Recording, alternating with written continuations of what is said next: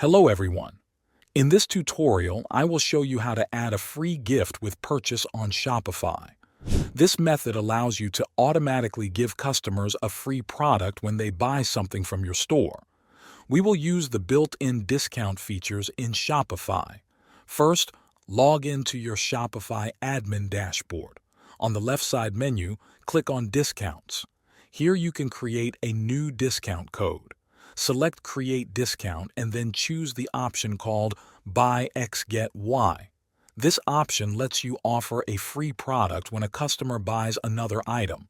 In the Buy X section, choose the product or collection that the customer needs to purchase.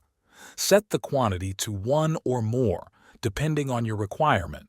In the Get Y section, select the product you want to give away for free. Make sure the quantity is set to 1. Set the discount value to 100%. This will make the product free. Scroll down and set the minimum requirements if you want. You can also limit the discount to specific customers or usage limits. Finally, name your discount code.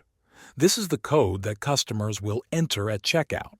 If you want the free gift to apply automatically without a code, click on Automatic Discount at the top and create it there with the same Buy X Get Y steps. Once you are done, click Save.